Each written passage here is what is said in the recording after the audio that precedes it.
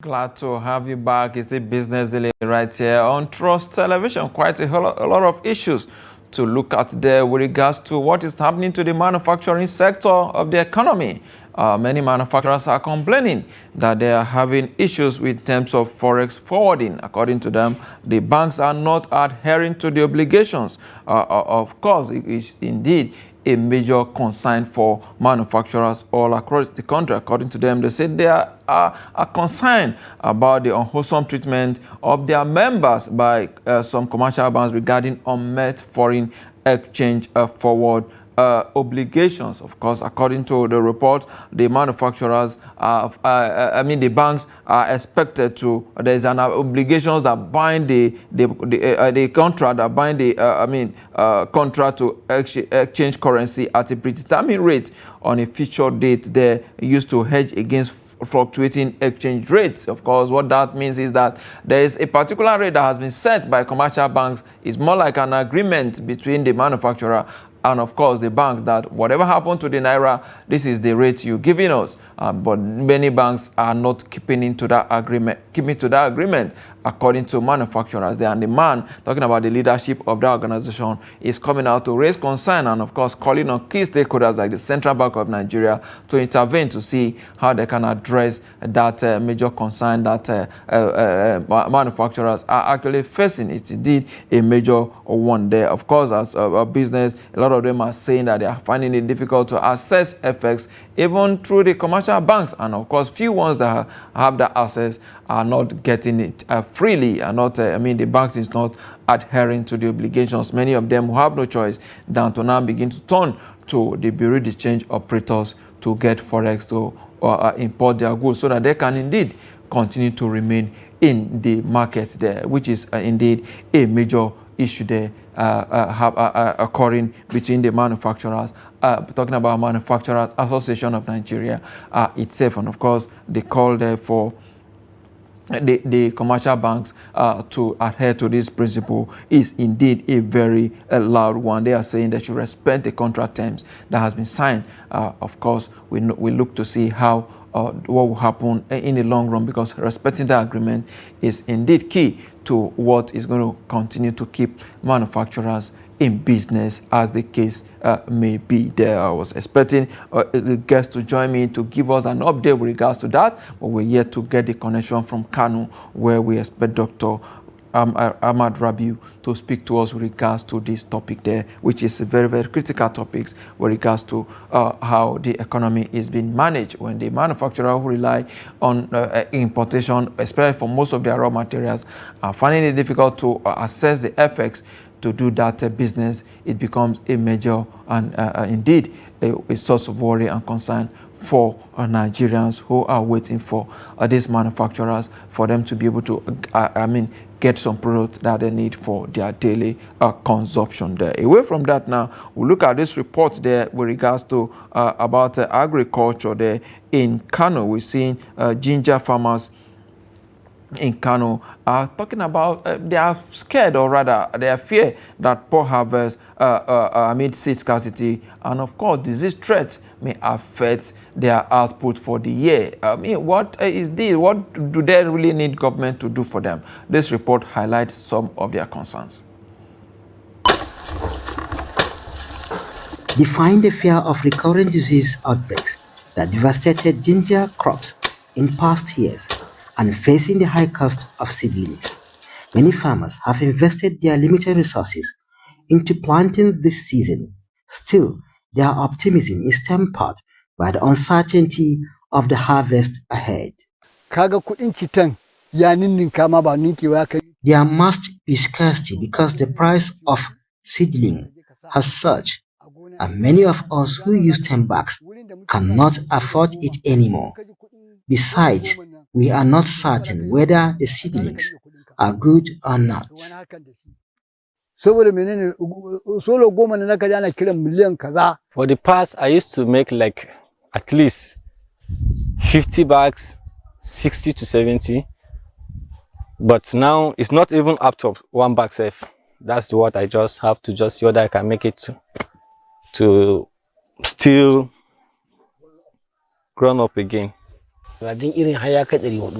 Bag of seedling now costs around 400,000, but in the past, we used to buy it at the rate of 25,000 naira.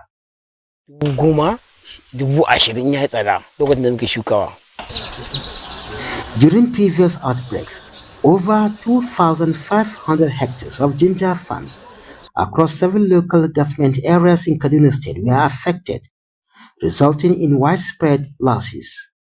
But disease isn't their only concern.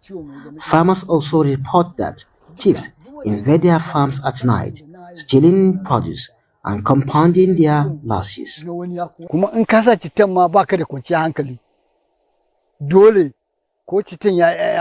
are even afraid of planting because thieves do come at night to steal the seedlings due to how expensive they have become now. So one has to deploy local vigilantes to guard the farm.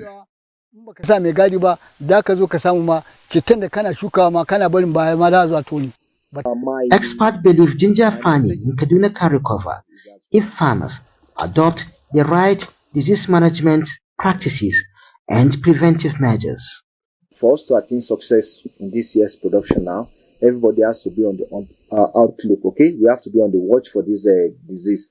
One is that the preventive disease, which is the soaking of the seed in a fungicide before planting. And then after that, also we have to observe certain things which are maybe preventive measures. That is use of maybe clean or disease-free implement, avoid unnecessary visits to the farms, and then scouting for this disease. So in case of any suspected outlook or a form of outbreak, now they should be called immediately. That is, they should be rooked immediately, which is the removal of disease plants. In 2023, an outbreak of fungal pathogens led to the destruction of ginger crops worth billions of naira in southern Kaduna. The scars from that loss remain fresh in the minds of many farmers, even as they sow new seed in hope. From southern Kaduna, in Kaduna State, Bello Musa reporting for Trust TV News. Indeed, the ginger farmer there in Kaduna State raising concerns there about what may likely going to be the output this year. According to them, most of their concern is diseases that may affect this. They also talk about the seed as well, which is indeed also what they are actually raising concern about. Of course, the cost of ginger even in the market now is way too high. We hope that whatever questions they are asking, government will indeed provide an answer there. We'll talk more about this and issues around agriculture shortly. But away from that now, let's look at this report by Nigeria Panorama in collaboration with the Commonwealth Institute of Advanced and Professional Studies. The 30-day report, Panorama CGPI e-governance report. According to that report, of some states in Nigeria are not, the website did name Adamawa, Rivers, Katsina, and Imo State among the poorest performers in terms of digital governance, exposing gaps in transparency, citizen engagement, and poor service delivery. According to the report, like I did said, they actually review about 36 states in Nigeria and the Federal Capital Territory using 10 critical indicators. The indicators include website security, content relevance, inactivity, financial transparency, user-friendly MDS directory, online service availability, among others. Of course, the state government website are essentially tools for citizen engagement, service delivery, and of course, transparency. They serve as the first point of contact for both citizens and investors, because when you need to some information on government, you just go straight to the website. But when the website is not accessible, it becomes a very serious concern. While a few states such like Lagos, Anambra, and Abia demonstrated strong digital governance practice, many others lag dangerously behind. According to the report, part of those that lag behind is the likes of Adamawa State. In Adamawa State, Adamawa ranks 0 on that list there in digital e-governance at the state website remain inaccessible, which is indeed a very, very bad there. Rivers State is also at the bottom of the ladder as well, which shouldn't be expected for a state like Rivers State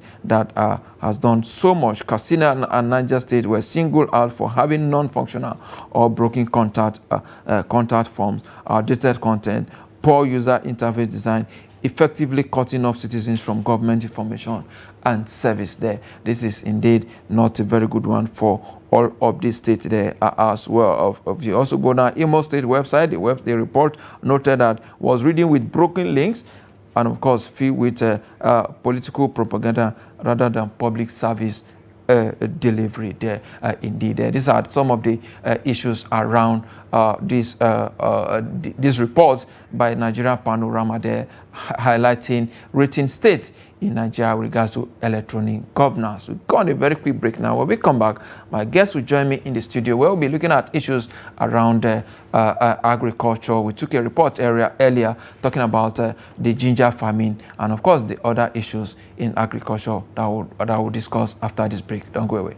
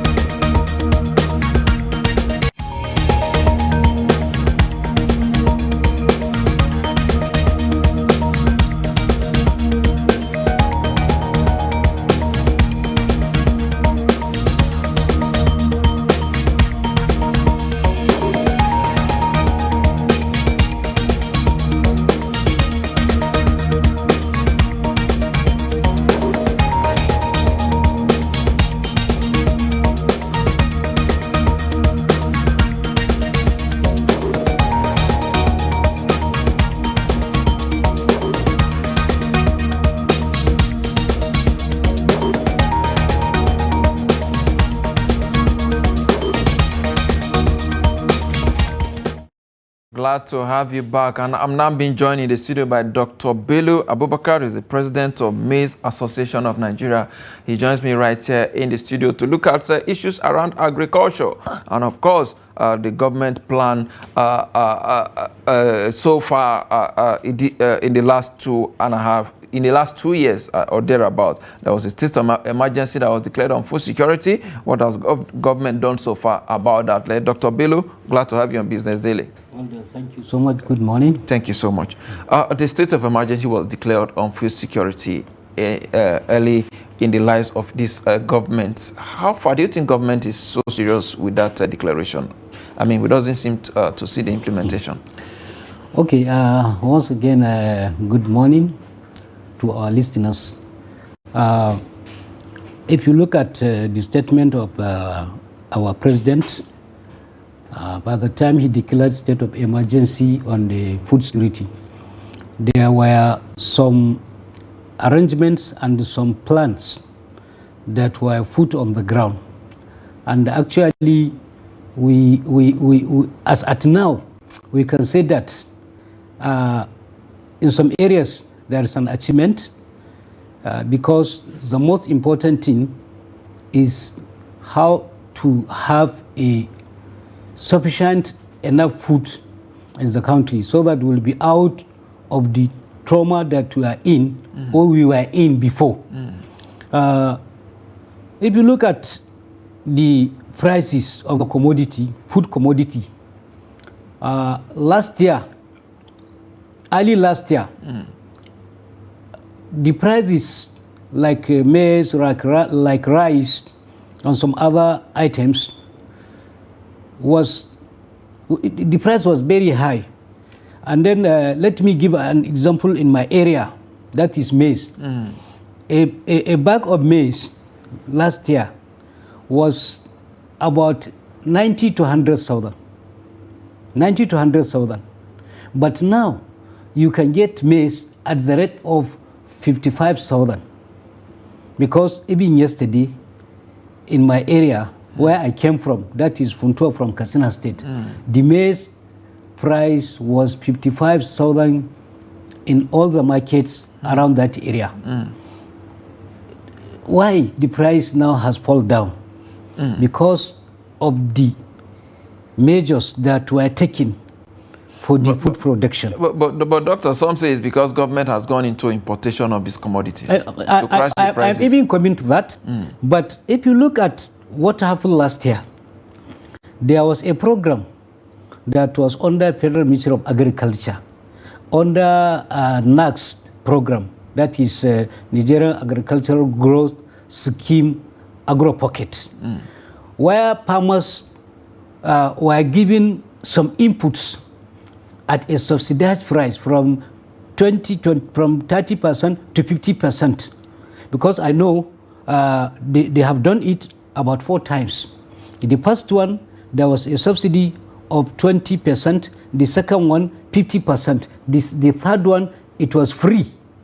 Farmers were giving input free of charge for dry season farming. Then later, the last one, it was 30% subsidy. So the farmers has got that inputs at a subsidized price. So that is why they were able to expand their farming activities. And also last year, I know there were some areas that farmers cannot go into it or into that side because of the insecurity. That's like Kaduna State. If you look at what happened in Kaduna, this issue of banditry has drastically reduced. And there are so many farmers that they have went to the farm and they have farmed. And also, again, if you look at